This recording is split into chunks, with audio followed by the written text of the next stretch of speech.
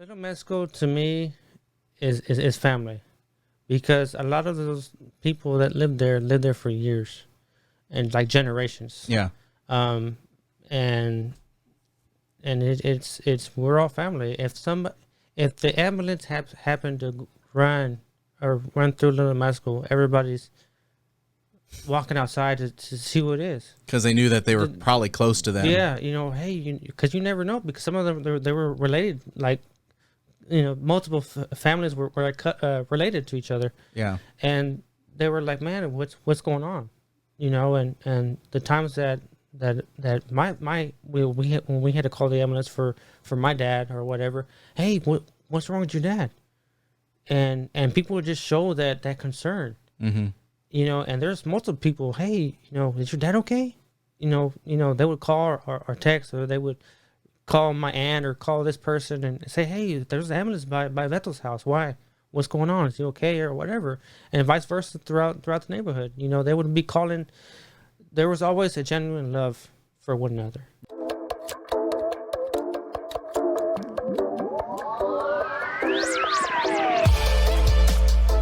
You're listening to Local Rapport, a community podcast where people in Calhoun County, Texas, and the surrounding areas share their roles, opinions, and life experiences.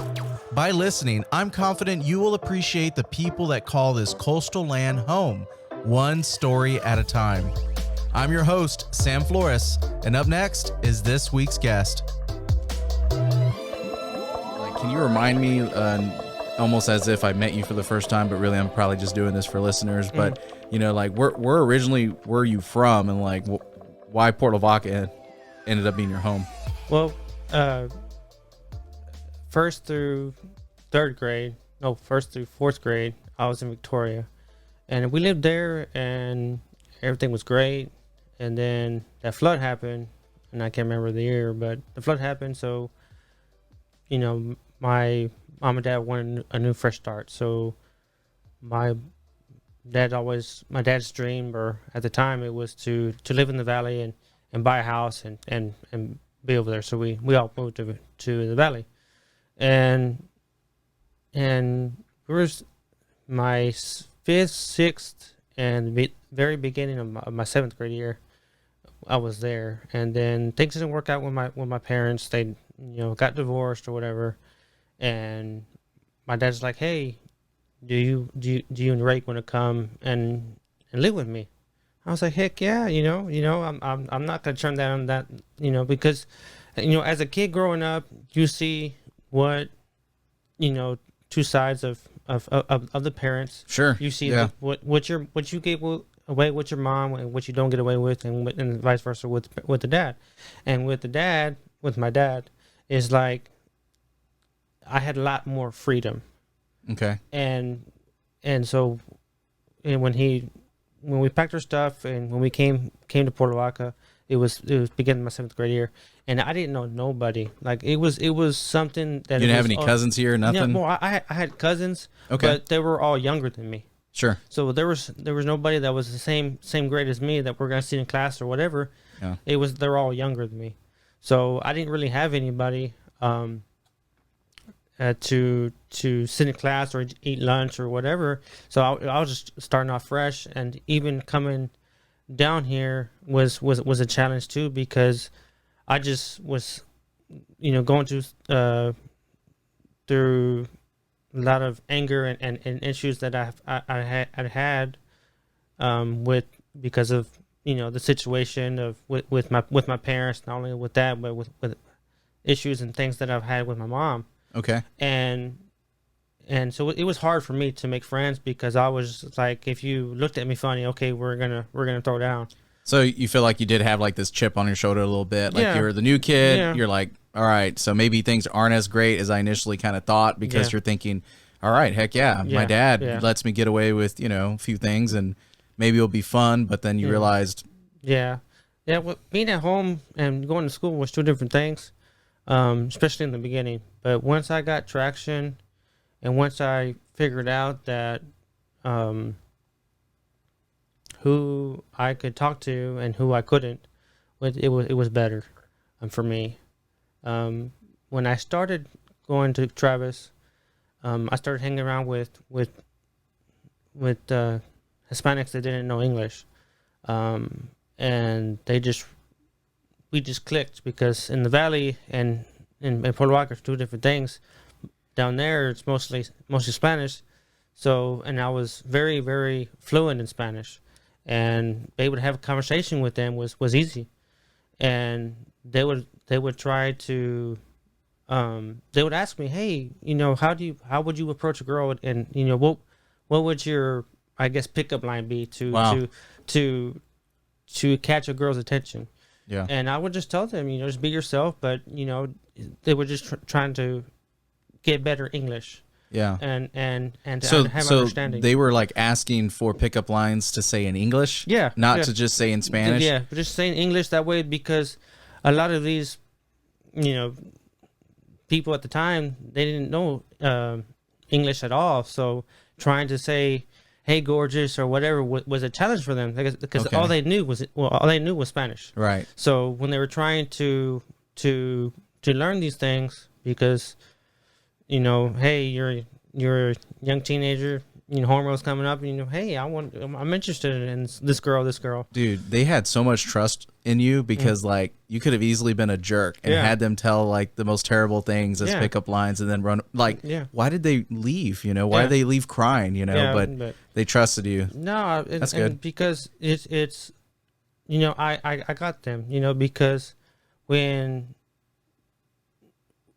when I first moved, they were very open to be my friend, Right. and some of those guys, we were friends all the way up to high school, and until they moved away, or or whatever the case might have been. But we were good friends for all those years in Travis, the 2 years. And then I said all those years, and it was only 2 years. Like, I was like, how what- many times do you repeat eighth yeah, grade? hey, dude, don't tell nobody. But no, it was that was just the first step, and then they had gotten used to speaking English, so it was second nature to them after a while. Yeah, that's pretty So- cool. I didn't know that Yeah. you're And then too, the someone's teachers, ESL teacher, and for then, a while. and then too, it was helpful for the teachers as well, because they would hear me speak Spanish. Okay. Oh, Ricky, you know Spanish. I was like, yeah, I know Spanish really well. Okay, well, can you help me out, because this person's not doing so well. Yeah. I'm just trying to get them to pass and to learn something, and so I did, and even the coaches, it was so funny. Even the coaches got wind of it, and there was some Hispanic athletes that didn't know English, and the coaches would just be on their case and yelling at them, trying to get their point across, and this guy just had a blank stare in his face. He Yeah, didn't if you know don't was know going- what he's saying. and he goes, "Hey, Ricky," I was like, "Yeah." He goes, "Come here," and he's all yelling. I was like, "What's up, coach?" He goes, "I want you to translate what I'm telling him in Spanish." And I was like, That's so funny. okay, so I started telling him, Right. started telling him what the coach had said, and the coach said, "No, we stop." And I was like, "What? I'm doing what you told me. No, I want you to yell at him. I want you to get in his face Dang, like I'm a doing." butt chewing. I want you Translate I a butt yeah, chewing. yeah, basically, and it was so funny. And I looked at the guy, and the guy's like looked at me like, what did he say? And I told him, in Spanish, that I was sorry. I'm not trying to offend you, but this is how he wants me to talk to you. Wow. And so, and I just wailed on him, and this young man was just like, and then he started like getting things done, correctly. And then whenever he would mess up, Ricky, I was like, "Get over here." Was this in Travis still? Yeah, this was in Travis. Like this, Dude, that's hilarious. and it was like 8th grade year, and I would just wail on this young man, and would just, and like even the coach would be cussing at him, and he goes, "Are you cussing at? Are you?" I was like, "Coach," I was like, "No," I'm like, "No, you tell him." But I was like, and he's like, and then the guy looked at me. He goes, "What you saying?" And I was like, "Well, he wants me to talk to you a certain way." Yeah, He he goes, wants "No." me to insult your Yeah, mom, yeah, your yeah. dad, Yeah, your family. Yeah. He goes, yeah. He was like, he's Dang. like, no. He goes, go ahead. He told me, go ahead. I could take it. because Yeah. I want to learn what I'm doing wrong and be able Wow. to be better, better athlete, Dude, that's basically. And so me and him clicked, and so the coaches were like, "Hey, I'm glad that you're here. I'm glad that you stepped up or whatever." And it helped out a lot of people, I mean, I didn't realize you were the translator. So you're telling me, man, that out of the years we were friends, you could have taught me Spanish and you didn't. well, I tried. So you're so busy teaching people English that you never stopped and said, maybe I need to teach some folks Spanish. Well, it's hard. It's hard just to teach somebody Spanish, because it's very, you have to have a lot of patience, and some people don't. Yeah. Like my uncle Warren, he's like, married my aunt or whatever, and he didn't know a lick of Spanish at all. Okay.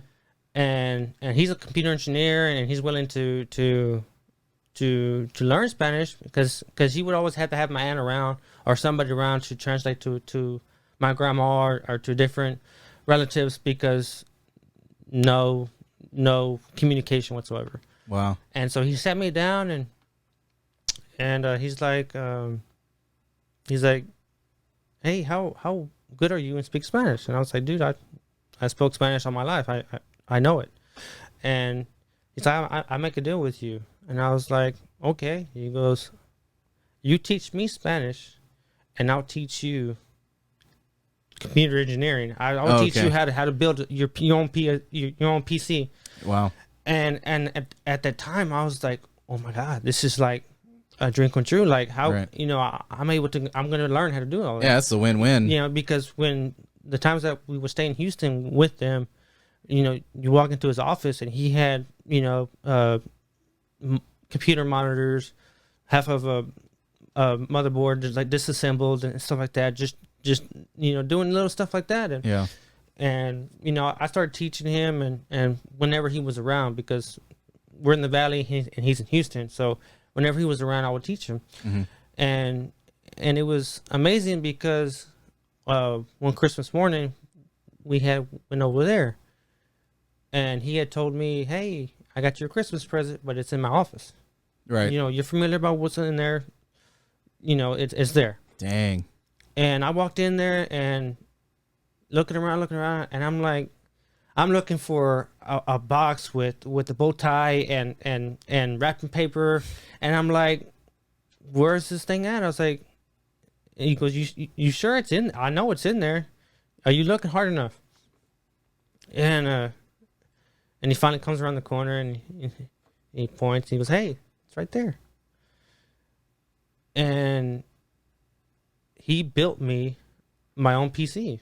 Wow. And it wasn't like a huge, for me it was a big deal because Oh yeah, heck yeah. this before I even had a Like a home game console or home something. game console, and just to have him to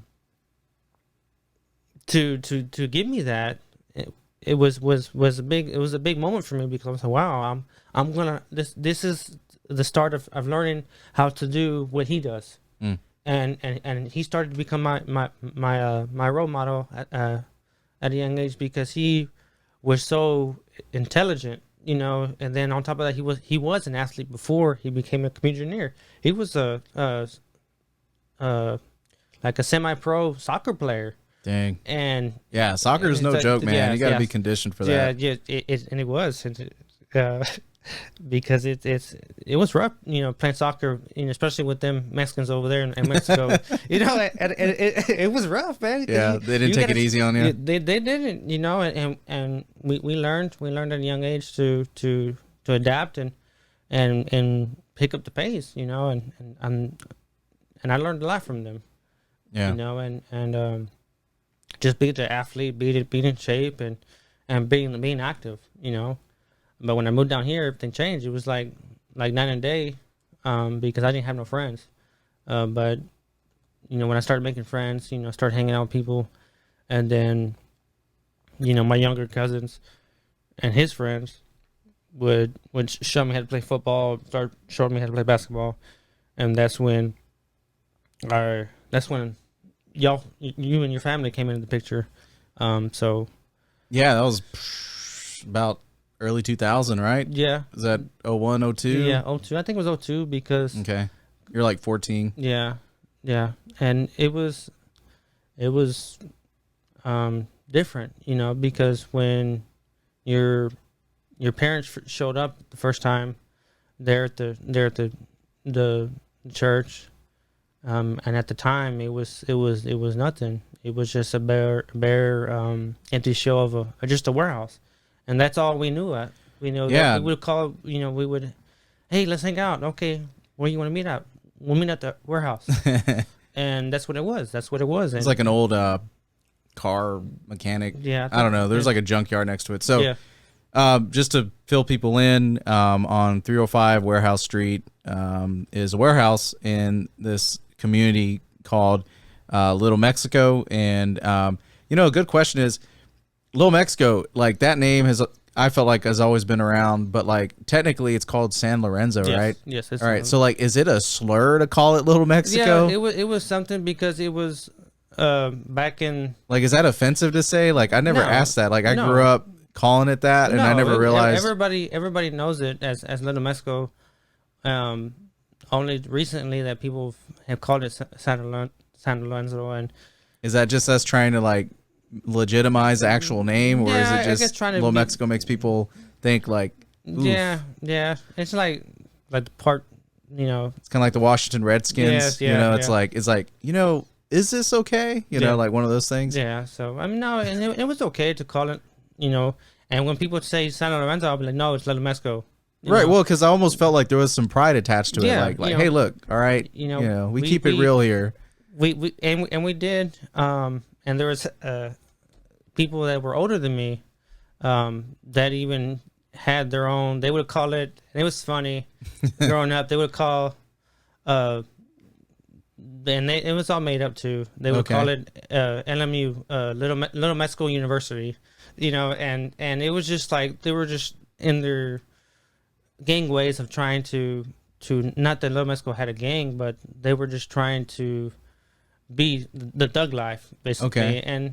And they even had like a couple of different songs that they had made Really. with a couple guys throughout the neighborhood. I wish you would have told me that in advance. I would have played it or something. Yeah. Could have looked it up. Yeah, Is it like on YouTube? No, I don't think so. It might be, but I'm not. Someone 100% dropped sure. some fire mixtapes. Yeah. And so it was funny growing up. So Little Mexico University was basically like what? Like kind of like the Hard Knocks life of growing up in Little Mexico. Like you kind of just grew up and you just. yeah. Is that it? Okay. Yeah, it's just growing up, growing up playing around and Class was like the adventures you made along the way. yeah, and Cool. you get, and that's how they would make boys into men or whatever. No, it ain't You no know, joke. I tell yeah. people all the time, like, you shared that story about playing soccer with like, your family and friends in the valley, and like, they didn't take it easy on you. And like for me, I was pretty heavy set, young, preteen guy. Yeah. And, I think back to, growing up, and if I wanted to play football or basketball with any of you guys, no one was going to take it easy on me just because I was like the pastor's Yeah, kid or yeah, something. and- I think maybe y'all were still nicer to me, maybe, Yeah. but like, I don't feel like anyone was like being ugly to me or pointing me out. I think it was just like, hey dude, if you want to play, it's either get good or just suck, Yeah, and if you suck, you're not going to get to play much. Yeah. So, or it's just going to be a really bad time and no one's going to want to pick you, Yeah. So that was something that I felt like I needed that, and I was glad Yeah. that I had that, Yeah. with you guys.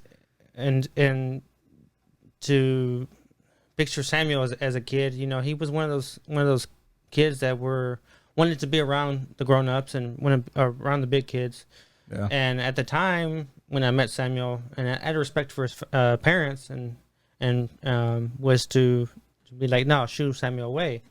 And Samuel was like, no, it's cool. It's cool. We're like 3 years apart, Yeah, so you kind of had that, like me as an early preteen, teen, barely 13. I mean, if you're 16, 17, that's like light years apart when it comes to teenage years. Yeah. So, I mean, I was definitely trying to force myself into a different club. Yeah, and he tried, but he was a trooper, man. He wouldn't leave our side, and wanted to play, and he wanted to play football. He wanted to play basketball with the big kids, and and we wouldn't tell him no. Hey, we need an extra guy or whatever. Come on, Sam, let's go.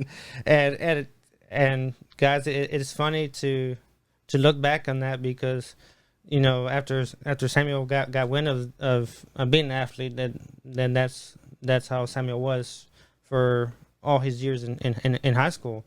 He been from that short fat kid to being taller than me and huge. There was actually a season in my life where I was in shape, and it's been a minute since I've been in shape in this season of my life today. Yeah. But it was, it was a worthwhile venture for a minute, and Lord knows I need to make healthier, proactive decisions. But man, that was, like I said, I think no doubt, like if I didn't have you guys and, your cousins and your friends in Little Mexico to kind of like instigate that in me, like I would likely have not joined athletics in Bloomington. Like I didn't go to Port Lavaca, I went to Bloomington, but like I would have had there would have been really not much of an incentive to like try to push myself physically, because then it's like for what, but so I didn't mean to cut your story off. I know you were saying like, okay, early 2002, because there were some other things I was kind of hoping maybe you would touch on. Like, I know your dad's very important to you.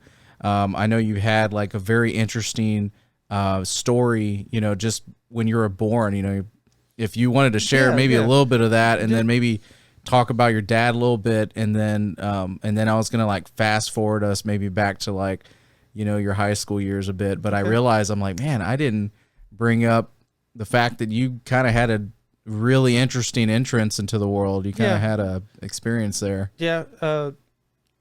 When Sam was saying that, I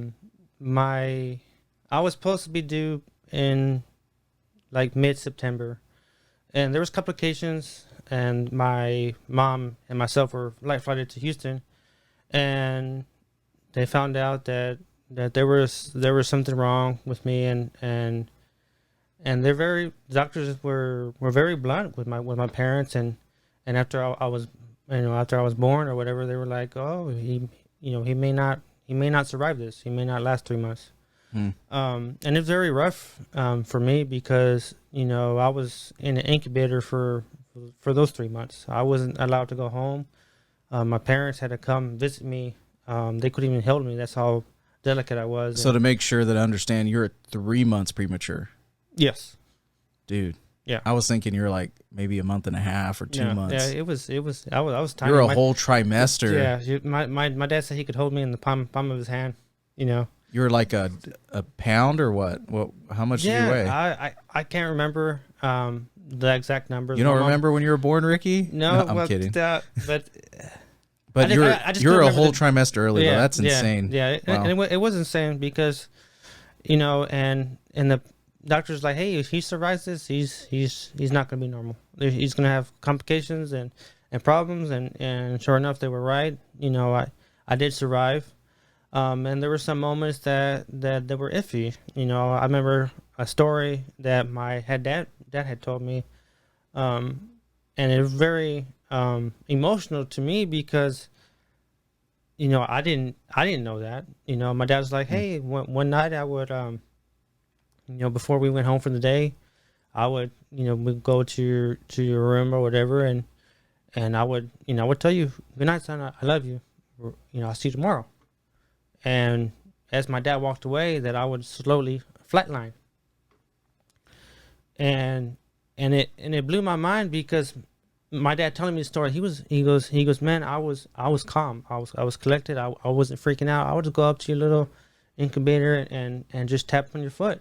Your little foot, I would just tap on it, say, hey, wake up, you need to wake up. And my heartbeat would just continue. And he goes, I would have to do that almost every night because you were just wow. You were just so tiny and so weak that it was we weren't sure. But my dad had shared that he had faith, and whatnot, and they both had faith and that I was going to survive, and I did, and it was very rough for me because it left me partially handicapped from my left side. So growing up for me was difficult because I wasn't able to even crawl correctly. I would get on my hands and knees, and I would stumble, and then I would pick myself up, and then I would stumble. And it was very rough, and but my parents never really gave up. I mean, I was my dad's and my mom's firstborn, which my dad had 8 kids, but at the last 4 that he had I was the firstborn for my mom. So they cherished me, and they loved me. And then fast forward a little bit, I had to have 2 eye surgeries because my eyes kept crossing. So anything that had to do with my left side was out of whack. My left arm, my left leg, my eyes, and so I had to get 2 eye surgeries because they were crossing. Yeah, they were like. I think you showed me a picture one time. You had to wear like these huge, thick glasses. Yeah, and they're almost as thick as my dad's glasses. And at the time, my dad had these huge, like, those that could, like, that TV show Chips or whatever, the thick, the glasses or whatever, and that's what they would remind me of. And I had that too. And by my 4th grade, I started complaining about my eyes, and my mom's like, "What's wrong?" It's like, I'm starting to get headaches. I can't see, my blurred vision or whatever. And so we went, and I even had a specialist in Houston for my eyes. And the doctor's like, "Hey, take off your glasses." And I took off my glasses, and I read the line on the paper, and he goes, "Well, put your glasses back on." And I was like, I can't see nothing. He was like, "We'll take them back off." And he goes, "So you could read that, right?" And I was like, "Yeah." "Oh, great. Well, guess what? You don't have to wear glasses no more. You're done." Now, so I'm done. So by 4th grade up to now, I've not worn any glasses, no contacts, and I got 20/20 vision. Dude. And I'm a little jealous now. Yeah, better eyes than me. I'm still like I have contacts to this day. Yeah. So I mean 20/20 vision. Yeah. Yeah. Okay. He goes, "Yeah, you got 20/20 vision." And I'm like, "Okay." He goes, "That's a big deal. Not, and your eyes got, because they went from thick to thin to thinner to nothing." Dang. And so it was just a blessing that God had given me. And even up to just, I was very discouraged growing up because of my disability. So I didn't really play sports, and that was one of the things why I didn't play sports in school, was because I would psych myself out. "Oh no, you can't do it." Sure. No, you can't do it. But in all reality, when I did play, I would blow people's minds because, "Hey man, you're pretty strong for being a little guy," and yeah. And I'm like, okay. But it was You're one like of those things. Little Mexico tough. Yeah, I grew up in, like, I remember in Travis, we were playing basketball and PE or whatever, and the ball got loose, and me and the guy ran after it, and he had, like, curled the ball, and I grabbed the ball, and I literally picked him up off the ground. and it was funny because they were like, "Hey, where's all this strength coming from?" I was like, "I don't know." Yeah. And so it's just one of those things that had happened, and now that people can't, like, honestly, people can't tell. Like, if people come up to me, they can't tell unless I'm doing something. "Hey, what's wrong with your left arm?" And I'll sit there. Well, like you shared, it gets a little bit tired quicker, little subtle things like that. But it's not like, thankfully, you're noticeably, to the point that someone's like, "Oh man, this person's handicapped, or disabled." So, I mean, it's nobody can really tell. It's just one of those things. And the one thing that my parents had done was to make sure that I had plenty of therapy, and the doctors too. The doctors made sure I had plenty of physical therapy, and then occupational therapy. Yeah. And so they helped out a lot. So it's like the best thing you could do with a situation like that. And like, what's it called, by the way? Like, your condition, does it have a name? Like, no. Did they ever say, "All right, here's other than you being born premature, I didn't know if they gave you like an actual diagnosis. Well, they had said that I had a bleeder. A bleeder. Okay. Like aneurysm, basically. Like in your brain? Yes. And Interesting. Okay. And I would have to see a specialist every year because they would do CAT scans to see if there was still blood, and I would have to Possible see swelling, anything like that. and they were still kind of. I remember that, hey, there's no more bleeding. There's no more. You're fine. You know. So now you don't have to see a neurosurgeon. I would have to see a neurosurgeon because, hey, we're gonna see if we need to cut you up. Wow. Cut you open to see if we can stop. So when it. you were a kid, there was always like were they open with you about that as a kid? Like, hey, we may have to cut your head open. Yeah, I mean they were, but it wasn't something I would fully understand until I was an adult. Oh yeah, no, I feel like if I was a kid and they'd tell me that, I'll just be like, oh, that sounds inconvenient, but you know, like, is that going to stop me from watching cartoons? Yeah. But it was like I didn't know like the extent of how severe it was until I got older. Yeah. But when the doctors would say, hey, we don't have to cut you open. Your bleeding has stopped, and then I'm like, okay, well, that's good. I would take the good things that they would say, as good news, and then the bad, it would just go over my head. Sure. And I wouldn't know if someone would say, hey, we're gonna cut you open. Well, I wouldn't know. But that's intense, man. Yeah.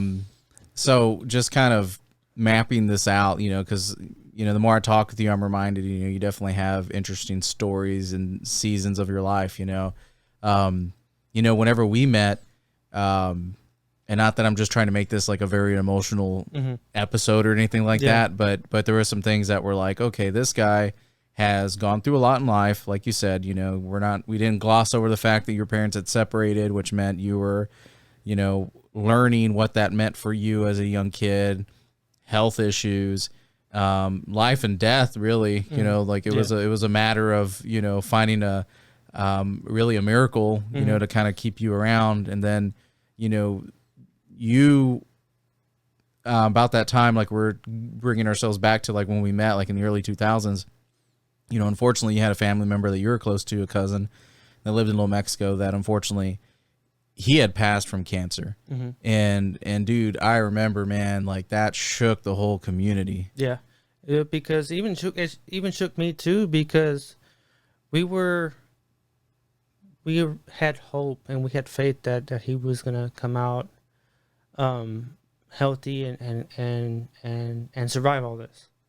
And it really shook us all, and it shook my family.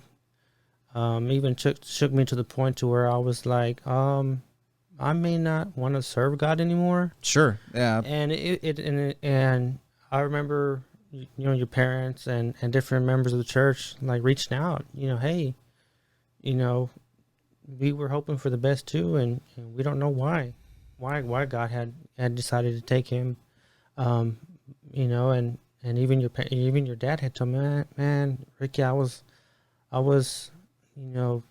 really did believe that he was going to be healed, and he wasn't, and it really shook, us. And and just to put some like, some picture again for those who are listening, it's like, I don't know exactly, who they're talking about. So, his name's Lorenzo. Yeah. He was 13 years old. Yes. When he passed. Yes. Incredibly young. Yes. And from what I understood, it seemed like the whole community loved him. Yes. He was like the golden boy. Yeah. He could do no wrong. Like Yeah. apparently he was, even from a young age, he was not just athletic, but he was pretty mature for his age. There was no stranger that he met. And so it was kind of like, of all people to be hit with something like that, it was like, why him? Yeah. Not him. Yeah. Yeah. And it really did shook a lot of his classmates, because he was very popular. He had a lot of friends. Yeah. He was a starter in the basketball team, and just a lot of people just loved his character, loved how he would be, and he would just had this great imagination when we were kids, and us being the first two born me being with my dad and him with his dad. You know, we were close growing up, and to watch him like blossom into the person he became, very friendly, very encouraging to others, and I'm really thankful for him, because at the time he showed me that I was more, that I was able to do more with myself and be something more, and which he drove me to be physically shaped. Like, he would Saturday morning, you know, I was. Oh yeah, I remember how proud of you of your 6-pack you were. Yeah, I remember that. I was, I was like, man, it must be nice. I had the opposite of that. I had 6 rolls at that time. Yeah, and you would go and you guys would go and conquer the neighborhood, and stay in shape. And it was us three. It was me. It was my cousin Chachi, Miguel Abrego, Alex Baldera, Anthony Baldera. And Lorenzo went by Chachi. Yeah, and we went by Chachi. For people to connect that. So I mean, it's a lot of people knew him by Chachi, and then a lot of people knew him by Lorenzo. So when I would call him Chachi, he would answer them. Whenever somebody would call him Lorenzo, he would answer. But so it was the ones that grew up in the neighborhood knew him as Chachi, and the ones that knew him from school was Lorenzo. So it's just one of those things, and he really got us together as a group of kids to play basketball every Saturday. And of course he would wake me up early. We would train, we would work out, and we would spend like almost to dark to playing basketball.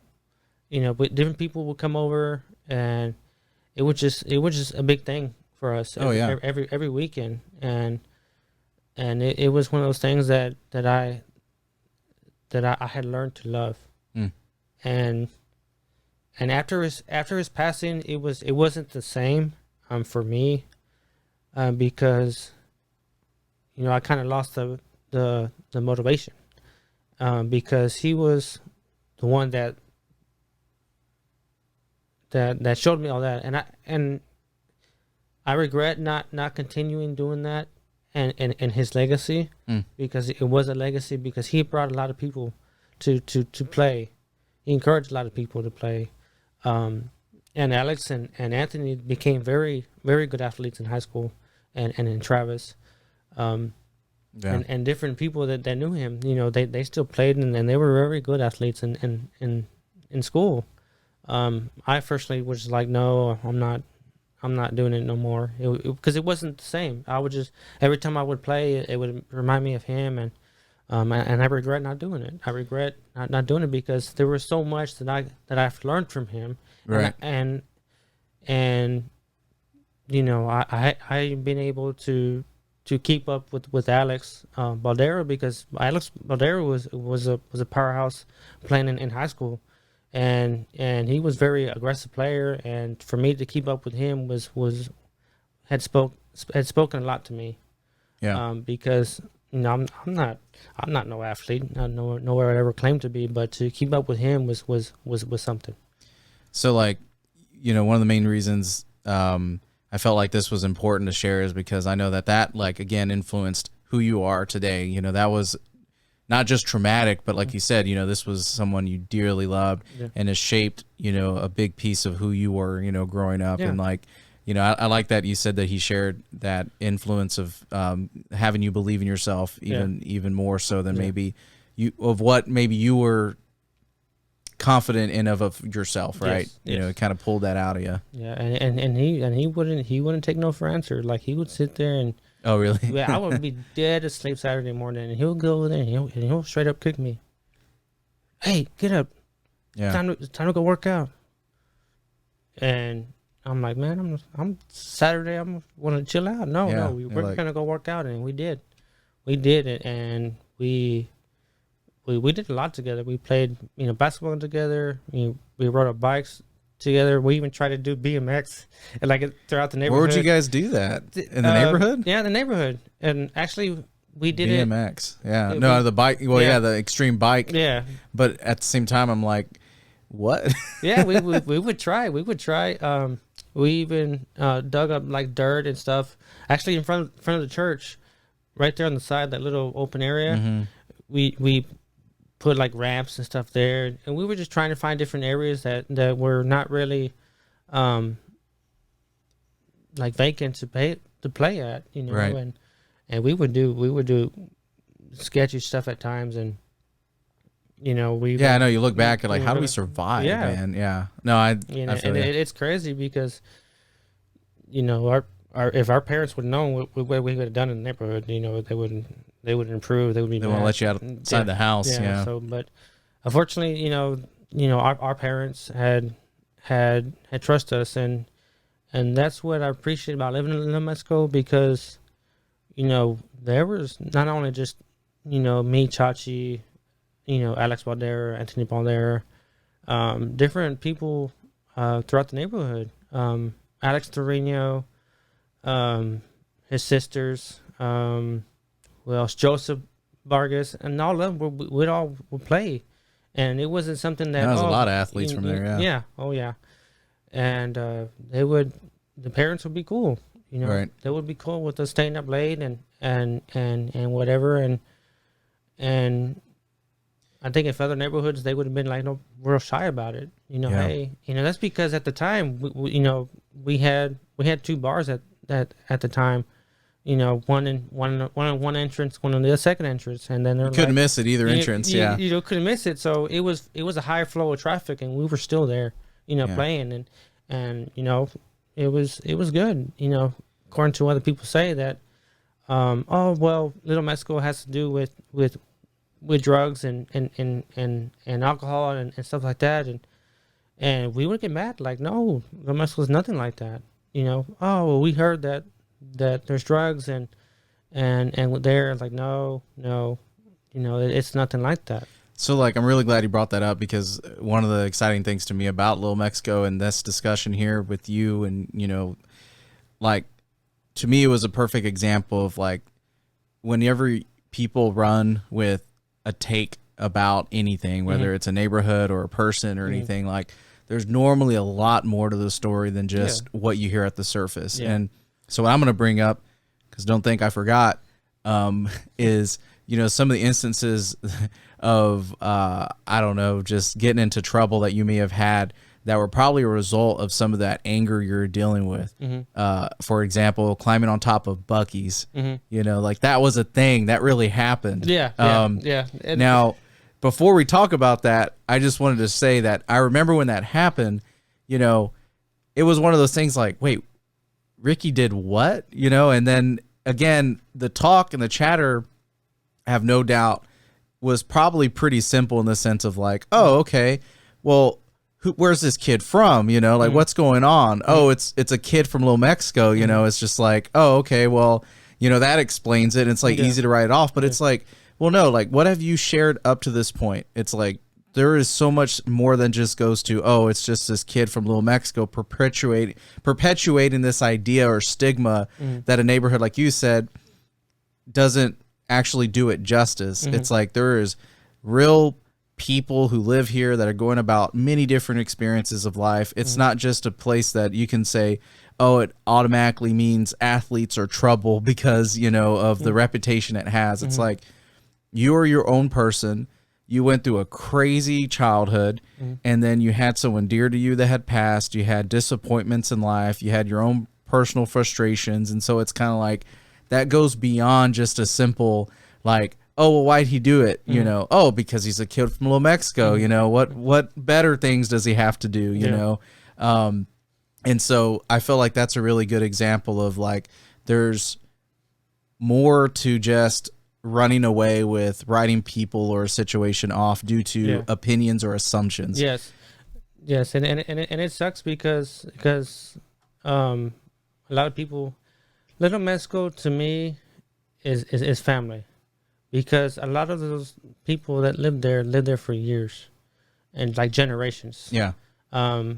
and it's we're all family. If the ambulance happened to run through Little Mexico, everybody's walking outside to see what it is. Because they knew that they were probably close to them. Yeah, hey, because you never know, because some of them they were related, like, multiple families were like related to each other. Yeah. And they were like, man, what's going on?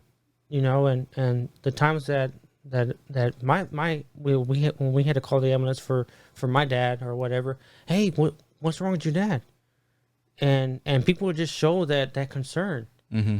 And there's multiple people, hey, is your dad okay? They would call or text, or they would call my aunt or call this person and say, hey, there's an ambulance by Vettel's house. Why? What's going on? Is he okay or whatever? And vice versa throughout the neighborhood. They would be calling. There was always a genuine love for one another. Yeah. And there's not one person that I could say that does not have reached out to somebody and helped way, shape, or form. I remember a couple of years back, a family had lost their home through a fire. And people reached out and helped them and whatnot, and they were just making sure that they were okay. And that's just how Little Mexico is. We're just a huge family. Anybody from Little Mexico that they share respect for each other, a love for each other, a genuine love. Yeah. And we all knew each other. We all knew, and it was funny because if we did something wrong, or if we broke something or whatever, my grandma heard about it. So that's a funny thing. There was actually probably more accountability there, Yeah. because chances were your family or friends or someone knew, like, down the grapevine, Yeah. oh, well, we're going to nip this in the bud. Yeah. Yeah, tonight. Yeah. And everybody's going to watch. Yeah. Everybody, and it was. We never got away with anything, unless it was something minor, like, kids are going to be kids. So, but if it was something serious, okay, your parents are going to know about it. They called my grandma called my dad, and then and that was it when my dad got heard of it. So, Yeah. But yeah, no, I definitely do agree that there is a story behind every place, every, like, even people are like, oh, well, Puerto Vallarta is this place. Puerto Vallarta is not bad. It's just the people that make it look bad, Right. or have done so much or whatever. And there was a point in time that La Mexico was looked bad because of certain drugs that had came in or whatever. But even then, it was, we still loved and cared about each other. There's people there that we would walk outside and they're laying in the middle of the street. Wow. And we would, concerned, walk up to them, hey, are you okay? Yeah, like, what's up? What's Yeah, up? what do you need? What you need, and oh, I'm okay, and pick them up and carry them to their house or whatever. We wouldn't always call the cops or call the ambulance, because if it wasn't something that was concerning, then it was okay. So there was, like, true communal, like, pretty much, it wasn't for the sense of you're looking out to catch people slipping. You're trying to probably pick them up while there's still time to. Yeah, because we growing up, watching these people, get into that drug or get into situations, we cared about them, and we would, hey man, you're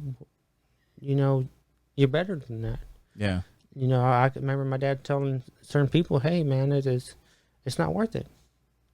You're going down the slope or whatever, and some of them snapped out of it, some of them didn't, or they had the opportunity to move out of Little Mexico just to get away from those influences, and they would move out of town or whatever, and they were better. Yeah. When they left. I think being friends with you and being in that community for a good minute, whenever I was growing up, that kind of helped me have some empathy, because it's so easy to just, like I said, whether it's just writing off a whole community and saying they're all like that, when that's absolutely not true, or that even if there is, like, a couple or 3 or 4, sad cases of where maybe it is hard for, certain, whether it's drugs or alcohol or whatever issue, be hard to kick. Like, it's kind of like, well, dang, they're people too, man. Yeah.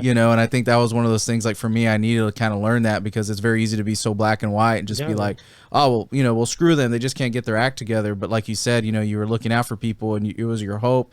It was your prayer that they would turn things around. Like, you weren't rooting for them to fail, Yeah. But unfortunately, if there's not a relationship, it's very easy to just, I don't know, instead of helping, you're maybe hurting by just, perpetuating whatever stigma.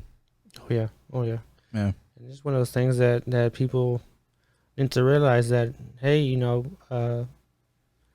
just because you see somebody hurting or suffering, don't kick them down, pick them up and help them, and to the point to where, okay, you have to, for your own mind's sake, for your own insanity, to step back. Yeah. Because at least you won't have that on your conscience. Yeah. What if, it was, okay, my one of my brothers had fell into that drug too, and I would not have it. I would not take it. I would tell him, hey man, you're better than this, dude. You have so much potential. You need to snap out of it. And now, he has 3 beautiful kids. I got 3 beautiful nephews because he finally got out of that. It's awesome. And he's married. He's doing well. 3 beautiful nephews. And so I thank God that he snapped out of it. And there's a lot of people out there that have fell into it and snapped out of it and doing way better than they were before. Right. And I don't believe in giving up on someone until you have to, for your own sake, for your own insanity. Because if you give up on somebody, then what are you showing them? Because if you give up on them, they're going to give up on themselves. And those are the critical times in life that people need someone to show them love and compassion. And the reason why I'm big on that, because people have shown me that. As I know you had mentioned earlier about me climbing on Buc-ee's and stuff like that. I did have a lot of hatred and anger because of different situations that were happening to me personally. And some of it had to do with being abused. My dad, for one, wasn't abusive. My mom was a completely different story. But and that's where all the hatred and anger came from. So when that happened, the thing with Buc-ee's, people are like, wow, what? That's out of Ricky's character. It's not something he would do. But I was just still coping with that anger, with that hatred. Yeah. And I had a lot of people show me different. I had a lot of people show me love and compassion. And the one thing that really has stuck out to me, besides my family, was when the church had came to New Mexico. And that's when I met your parents. And I will never forget the times that your parents have shown me the love and compassion. Because those are the times that I needed them the most. When I was overwhelmed, or when I needed love. And I'm not saying that my parents didn't show me love, because they did. My dad mostly, but Yeah. But my mom, I'm not trying to come across as my mom as a hateful person, because she wasn't. She just had her ways or whatever, but she still tried. But it's one of those things that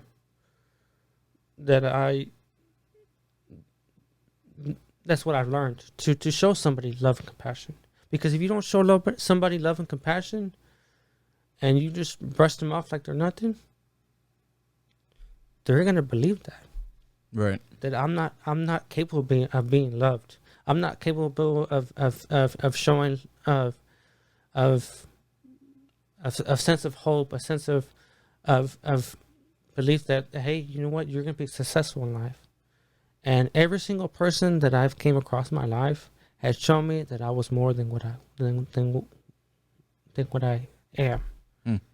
And just very day, you know, there's a lot of people out there that show me, and I try to do the same. I'm not trying to say that I'm the perfect person, because I'm not. But I do try to show love and compassion to everyone that I meet.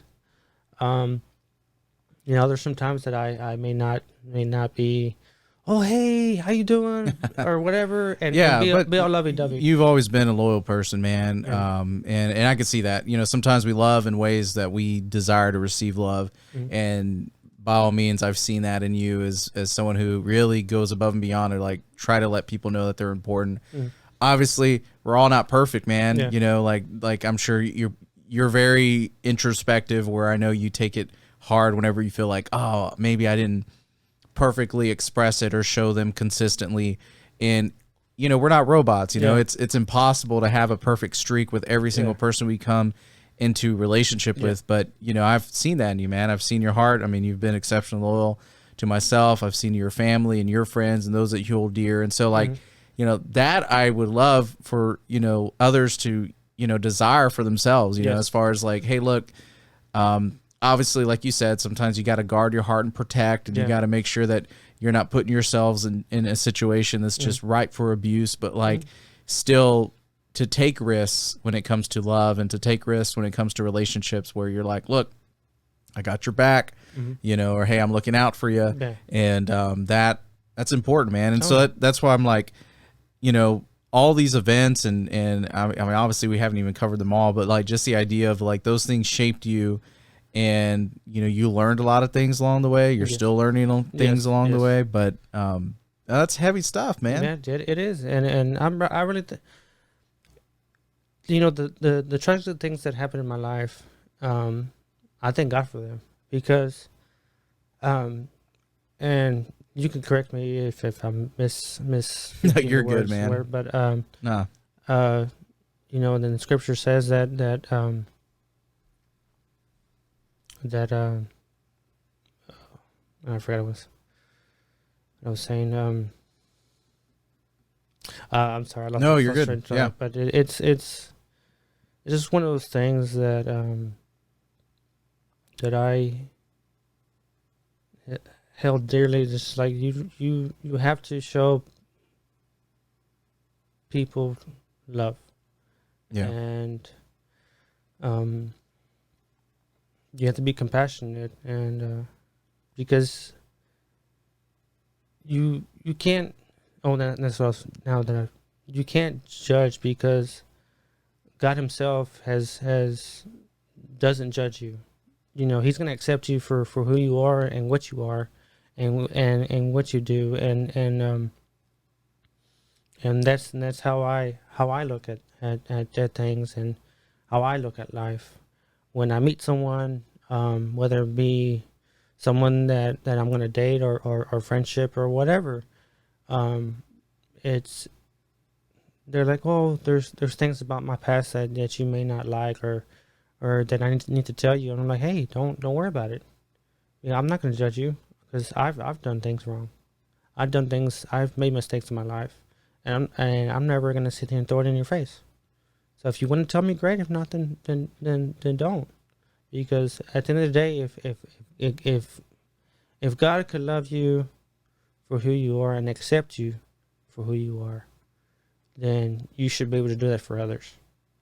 And that's one thing that I don't understand, why people are like that. Be so judgmental. Sure. And it bothers me. It really does, because. And it breaks my heart, because it's like you're not giving this person the benefit of doubt. You know, I've had people judge me. You know, because I was living in Little Mexico, or because who my dad was. I had a girl that I was dating. Her mom told her, "Hey, I don't want you dating him, because he's gonna be a drug dealer. He's gonna be a drug user." Mm. And she's like, "No, mom, he's not even like that. He doesn't even do drugs. He goes to church." And when she told me that, it like, I'm like, why? I didn't give a reason for you to judge me, but hey, that you can't control what people Yeah, do. it's easy, man. Call it self-preservation, call it sometimes we just run with what we think we know, and Yeah. obviously I'm sure there's ways that I've been guilty of that, and just had blinders and just didn't know that that's what I was doing, whether it's Yeah. confirmation bias or whatever you want to call it. Yeah. But like, this is I mean, something that if we just take a minute to think about and just like, all right, am I doing that? Yeah. Like, is that how I'm treating other people? Yeah. How much of it is just what I think I know and not Mhm. really what's reality? Yeah. So it's hard, man. Yeah. And so it's and like I said, I really do appreciate my dad, because my dad, for one, he's a Marine, and served from 1970 to 1974, and he served in, not in country during Vietnam, but he was part of the Vietnam era, and he was a drill sergeant and whatnot, but he was one of the role models that I'm glad that I had, because he always had told us, growing up, that, hey, despite what's going on, family is still family. Despite what, and he would never talk bad about my mom. He would make sure that we were still respect my mom, and Wow. still communicated with my mom and whatnot. And like even to this very day, he was like, "Hey, your mom called. She asked me how come you didn't call her," and I told him, "Well, I just didn't feel like talking to her or whatever." He's like, "Okay, just remember she's your mom," and so he does that. He's very big on showing people love, and he's one of the reasons why I'm so affectionate.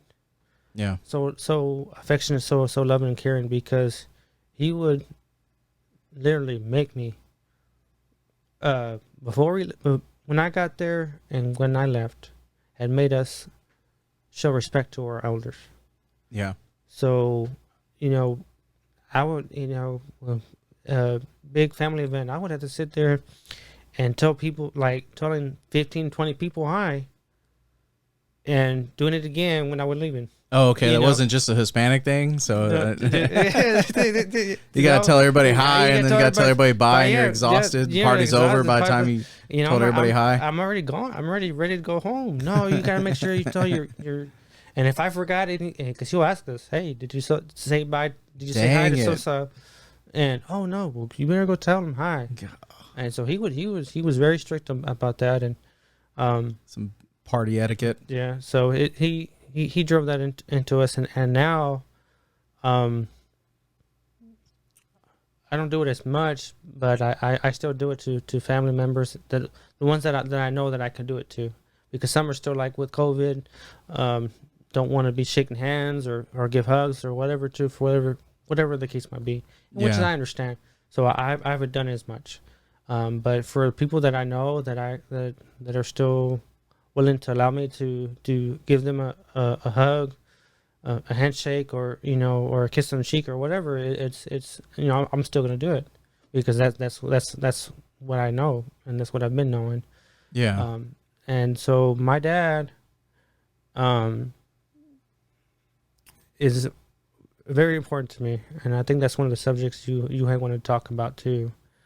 And the reason why it's so touchy for me is because 2010, and by the way, my his name is Robert Morin, Senior, and some people may know him as Porky, but he in 2010, he was working in Ingleside, for transportation, building oil platforms, and he had came home, and he called me, "Hey, I'm coming home. I don't feel well, but I'm coming home." I said, "Okay, Dad." He goes, "I'm fine though." So he stopped at his friend's house, whatever, talked with him or whatever, and he was just there, and had a good time. And he was like, "You know what? I'm really not feeling well. I'm gonna come home. I'm gonna go home." And he comes in, he eats. He goes, "I'm gonna take a shower. I'm gonna go to bed." And we're all there. We're watching TV. We're having a good time, not knowing what was going on. And his friend shows up at our house, and he's like, "Hey, how's your dad?" "What do you mean? He's not feeling well." I was like, "Well, yeah, he did mention that, but he's okay." Right. I don't know. Your dad just seems off. Are you sure he's okay? Right. And so I go to my dad's room and tell him, "Hey, Dad, Homer's here to see you." "Okay." And he comes up and he's bumping into the wall. Like, "Dad, you all right?" He goes, I don't know. I just don't feel well." My dad came up and came in the living room and had told me he wasn't feeling well, and he didn't like the way he was feeling. And so, he's like, "We'll call your Intensia." And I was like, "Okay." So I called, and I said, "Hey, you need to come over." "Hey, you need to come over. My dad's not feeling well, and he's asking for you." And she walks in and she's like, "Hey, what's wrong?" And talk to my dad, and she's asking him different questions, and then she asked him to look at her, and when she did, she asked him to smile, and I was like, "Okay," and she turns around, she looks at me, she goes, "You might want to call the ambulance." And I was like, "Why?" And she's, "Well, I think your dad might be having a stroke." And so I was like, "What?" And I was like, she goes, I may be wrong, but he's showing signs." Right. So we call the paramedics. Paramedics come up and they confirm that he's showing symptoms of a stroke. And so we get to the hospital or whatever, and it just goes downhill from there. They did confirm that he was having a stroke, but the doctor said, also too, your dad's having an aneurysm." And I was like, "What's that?" And that's when he explained to me what it was, and I was like, "Oh my God." It went from something that might have been to now it's life and death. And they're like, we need to get him to a hospital that could treat him like now. Yeah. Because he's bleeding. And I was like, "Oh my God." Like it was so much to take in at one time, because at that time I worked full time for Walmart, and my dad paid everything. My dad paid all the bills, and my check was my check. So if I wanted to spend my whole check on food or clothes or video games or whatever the case might have been, it was a sweet deal. Yeah. I could have done whatever, and my dad never once asked me for money. Because I got it, and he even told me, "Hey, if you don't want to work, it's cool." But I would ask him for money for here and there, and he's like, "Hey man, you get kind of expensive." Yeah, if you can at least buy your own lunch, that'd be great. So I was like, okay, so that's when I started working at Walmart, and so it went from bad to worse really, really quick, and they just couldn't find hospitals that had the space, or had hospitals that could even treat him. And they were trying to determine, because we didn't have insurance and whatnot, and so my dad is like, "Hey, I'm a veteran," and that's when doors started opening and whatnot. They were like, "Okay, well, let's call the VA hospitals or whatever," and they were booked. They were not really booked, but they were like at capacity, and they couldn't do it. or deal with it. So finally, they found a hospital in San Antonio, and they were trying to figure out what was the best way to get him there, fast, but not to where they knew that we weren't having insurance. Because they were debating if they should life flight him or not. Mm. So they were like, okay, well, he's not bleeding that bad, so we're gonna go ahead and ship him through ambulance. Mm. And that's when it really started hitting me, because I called my brothers, and I told my brother to pack me some clothes that I was gonna be in San Antonio with Dad or whatever, and they were like, well, what's going on? And I just told them the best that I could, because I wasn't 100% sure yet what was going on. But then, I was in that specific time. I remember praying, and this is one moment that God had shown me that He was real. Not that He hasn't before, but it just knew that I knew for a fact that He heard me.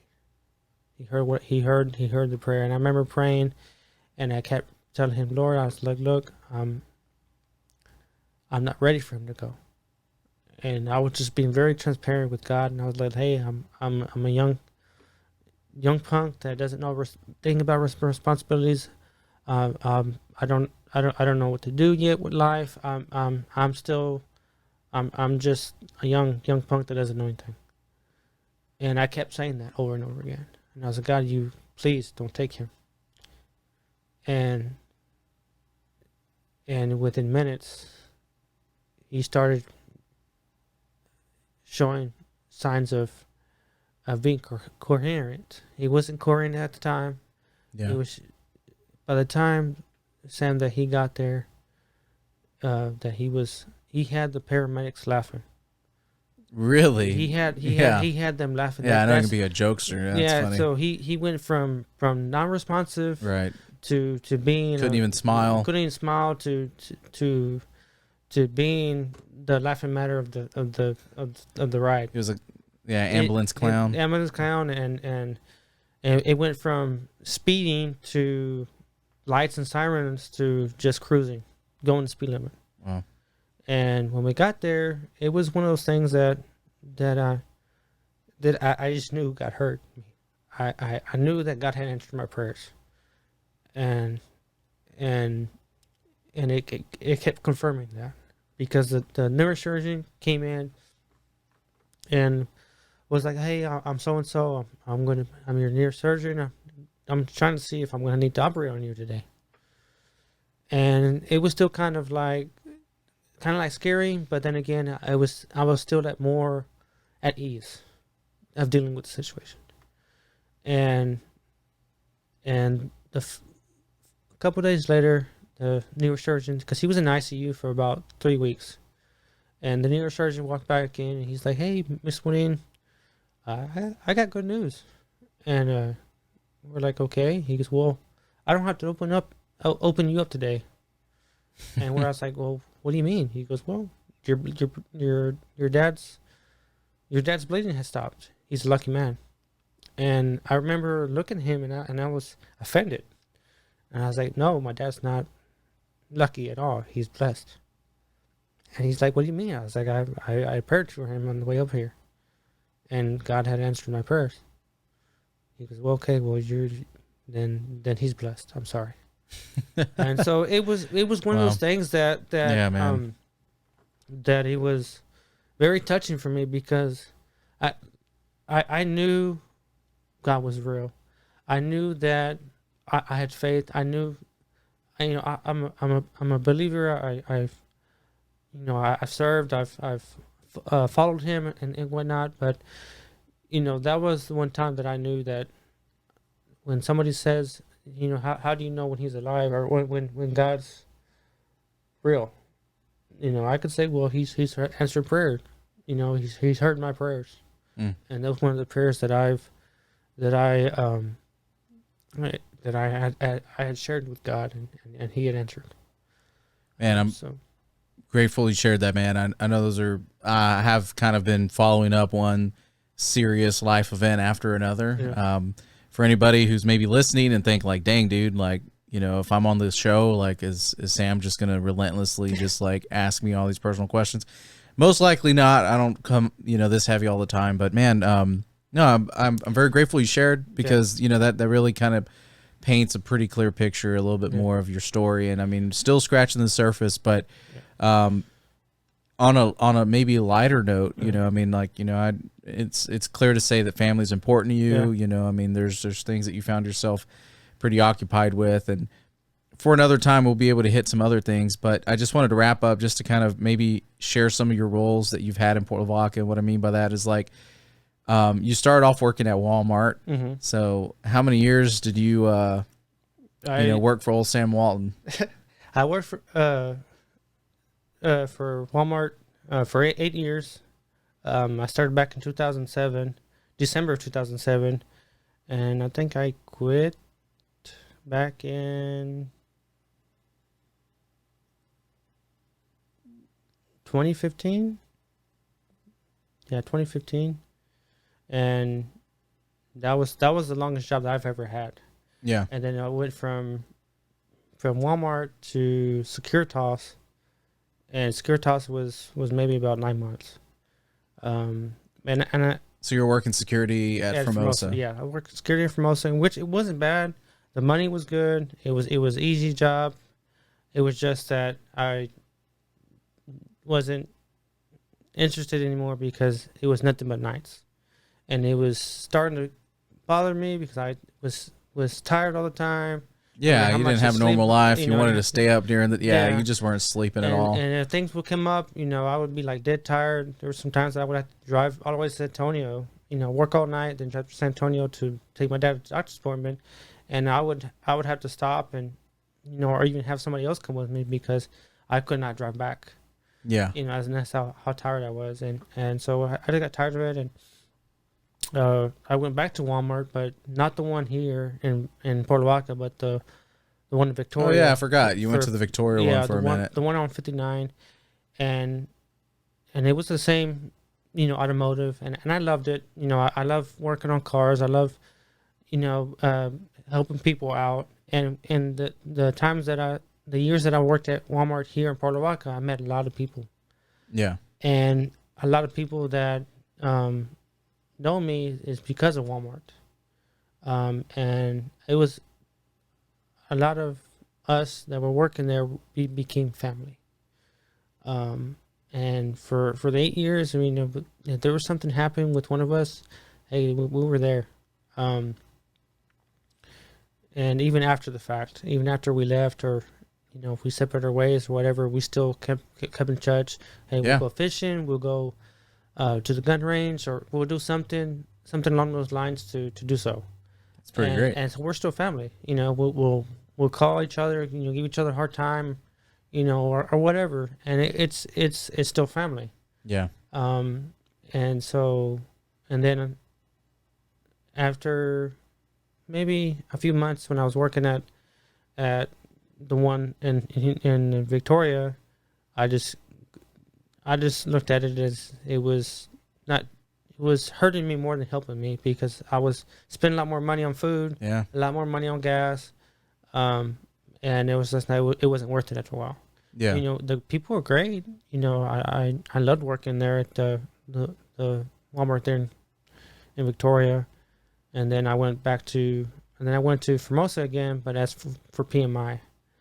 And I spent 2 years for PMI working there as a painter, and then I went to Wood Group because I wanted something different. I wanted to see about something more, you know, long term. Sure. Long term. That's fair to say. You know, long term that I could, you know, have my foot in the door, and have some kind of, you know, future. Yeah. And so, and that's what I did. I put my foot into a group, and Wood Group is a good company to be with, and I enjoyed my time there. But, and which also I appreciated about Wood Group was it had pushed me to the direction that I am right now, which was going to school. And because I had an interview with the supervisor for EG2 as a millwright, and I knew him because I worked on his vehicles when I worked at Walmart, and then he was my PIC, person in charge, while I was a painter. So he knew me very well, and he was, hey, to be honest with you, we've known each other for a long time, but the questions that I asked you and your answers wasn't what I was looking for. Okay. Because I'm not trying to be discouraging to you in any way, shape, or form. It's just that, I was looking for something more. Mm-hmm. And so he's like, you know what? But I'm going to tell you this. He goes, you need to go to school. You would have a better chance in getting a position that would, that would get you almost like he was basically like hey, if you want a pathway to Formosa, yeah, please, by all means, yeah, get this certification, yes. Go to class, and it'll pay off. Yeah, and at first I was like, no, because because you're gonna have to work and then go to night class. Yeah, so I was like, no, I'm not really doing that or whatever. It just kept, I just meditated in that and was thinking about it, and so I called Victoria College, and I called the trade school thing, and I was talking to a lady named Mary, and she was very helpful and whatnot, and so I paid $285. She's like, well, you need to pay $285 for this class, and then after you take this course, then whatever field you want to get into, you can, but you have to take this course. And I was like, oh, how much was it? $285. Okay, I do $285. When can I pay? Well, you can pay now, and as soon as you pay, you get registered. Yeah. And so I was like, you know what? I was like, I'm gonna take this step of faith. Yeah. I'm gonna do it, even though it was very to be honest with y'all guys, it was very discouraging for me, because being in school for me was not the easiest thing, but you know what, I did okay in school. I could have done better, but for the lack of me being lazy and whatever, I really was lazy. And a lot of teachers were like, hey, you got plenty of potential, but they knew that I didn't really was lazy, so they were like, okay. But it's always it's like you're betting on yourself, yeah. And like you said, you had this theme of people encouraging you to be more than what you maybe internally had believed yourself to be. Mm-hmm. And so it's kind of cool that I like to think in my mind that whether or not it was very obvious to you, that maybe that kind of played a role into you pulling a trigger of making that decision to commit to going to school and getting your education in a field that could be more lucrative and secure down the road. I like to think that probably could have been the win that kind of blew you across the fence, a little bit, because it was a commitment. And it was, and so when I did it, I was like, wow, I already paid, so I'm in it. Yeah. And I need to do it, and it was very discouraging for me, because like I said, I never saw myself as a college man. Yeah. I never saw myself as going to college and doing this, doing that. It was, in my eyes, it wasn't for me. Sure. But when I did it, it was a lot easier than what I thought it was going to be. And then after I did core curriculum, and which guys, if you believe that you can't do something, especially, it's too late to continue to my education, is not. You are more than capable and more than able to be to make something of yourself. It's never too late. You're never too old. You're never too young, or whatever the case might be. Whatever people may have put in your head, or may even that you thought about yourself. It's not, because I've done it, and I thankfully I went to VC and I completed level 1 through 5 of millwright within that year and maybe a little bit of months because of COVID. I would have finished in the year, but because of COVID, it took a little bit longer. And what the blessing was, and which I'm very thankful for VC and for the instructors and the director and Mary, which she's Mary's one of the ladies that helped me, with the trade school, helped me with financial aid, helped me with scholarships and whatnot, and she was the one that even helped me get level 5 paid for in full. Oh wow! So I'm glad you gave her a shout out then. Yeah, so if you want, I'm not just throwing her because she helped me get a full scholarship. No, I'm saying that because there are people out there that are willing to help people that are wanting to continue themselves. Yeah. And Mary was one of those people that was passionate about helping people, and she went above and beyond when it came to helping me, because when I called the financial aid, they kept giving me a runaround, and they wouldn't be open about different things. They were just like, well, we're not sure. And then when I would try to get more details, well, they would just brush it off somebody else. But Mary, she was really helpful with that, and Dwayne Molly is another person too. He's a director for the trade school program, and he helped me too. Very encouraging too. Very encouraging man, and he had also helped me get that scholarship for level 5. And which, guys, it's paying $900 up front. It's not easy. But yeah, all that's a big chunk of change. Yeah, and so, and the reason why I'm saying this is because, it was a blessing for me. It was a blessing in disguise, and I say that because I'm blessed with doing what I went to school for, and I work for Turner Industries at Formosa, at Central Maintenance, and Samuel, you're familiar with Central Maintenance and Donald Janice and yeah, my old stopping grounds. Yeah. So there's a lot of good people there, and yep, there is. I've thanked God for the opportunity that Daryl had given me. Yeah. The reason, like I said, I'm glad you brought it up because again, this is one of those things like, man, we can just like keep going at it and talking just forever because it's like each little conversation reminds me of another just important season for you, and I'm glad that it did get brought up that you, like I said, took a bet on yourself, got educated, and you're able to do what you went to school for. And it's one of those ironic things, not everybody gets to do what they went to school for, unfortunately. In a perfect world, sure, but like sometimes it is what it is. You got to take what you can get.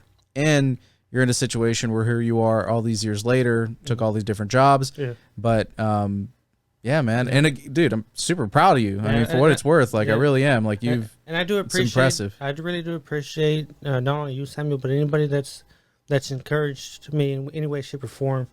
I'm not sure who's all gonna watch this or whatever, but we'll see. We'll just have to tag all your friends, man. But guys, just believe in yourselves, and that's one thing that as I'm sitting here thinking. Is to be encouragement to y'all. Is to be encouragement to know that hey, anything's possible. If I'm able to go to school and to finish school and to do what I went to school for, anybody can. For Samuel, he's come a long way to himself, and going to school and working full time, and He's done a lot to be where he's at today. this past Sunday when Mike had shared about you know when God gives you something small, be faithful in it, and then he'll bless you with more. Mm. And you are a perfect example of that. Going into Parkway and to doing collegiancy and different things that you did with Parkway, God and Mike had trusted you with something small, and look where you are today, and that's amazing. So I'm very proud of you as well. I really am, and so Thanks, man. It's amazing. So guys, for myself and for Samuel that took a step of faith, because I remember Samuel telling me, "Oh, I don't want to become a pastor. That's not me. That's not what I want to do." And look where he's at now. Yeah, God has a cruel sense of poetic justice that way. So yeah. I mean, but it wasn't, for Sam taking the step of faith and even going to Victoria College, because. Oh yeah, that's where I went to school too. Yeah, you went to Victoria College that was my too. first year. And I remember Samuel was like, I don't want to go to Victoria College. No, that's it. Well, I was ready to get out. Like, Yeah. again, I was this, like growing up, went to school in Bloomington, and I think there's that chip on your shoulder that you kind of tend to have when you're like, oh, I have to get out of here and I have to spread my wings, and the only way to do that is if I get as far away as possible. Not because you hate the people around you, it's just that you feel like you have to prove something to yourself. Yeah. That's all it is. And so, at least for me, and I'm thinking of that, and again, I was without a doubt impressed with my first year there at VC. It was awesome. And so, like, honestly, I would have stayed another year if it wasn't for the fact that I had to transfer out. But hey, look, thanks for your time, man. Like I said, we'll just have to do this again another time. Yeah. Can't get everything in one episode, but no, everything you shared, man, is on point. Yeah. And I'm glad that this potentially could be an opportunity for you to just pass along some encouragement to some other people. Yeah. And I hope so, guys. I really do hope that that I could be some kind of encouragement, because I try to be encouragement to anybody that I come across, and it's not easy to do things in life and whatever, but just keep on doing what you're doing, and despite what challenges or what obstacles may face that may come, that it's more than possible to do so. Yeah. Myself and Samuel could relate to what y'all may be going through or whatever, and we're here, Yeah. and so if I don't want to be that guy, but if any of y'all want to have any questions or whatever that you want to be asking, or what topic that we could talk on, be sure to comment or email Sam on this, and we come back and have a discussion. Yeah, that sounds fun to me. So yeah, maybe we could experiment with doing some lives or whatever. That'd be kind of cool. But yeah, hey, on that note, we'll call it an episode, man. Okay. Again, thanks for your time, and we'll obviously, like I said, prep for the next one, and obviously wish nothing but good things for you, man. I appreciate that, and the same to you, Sam.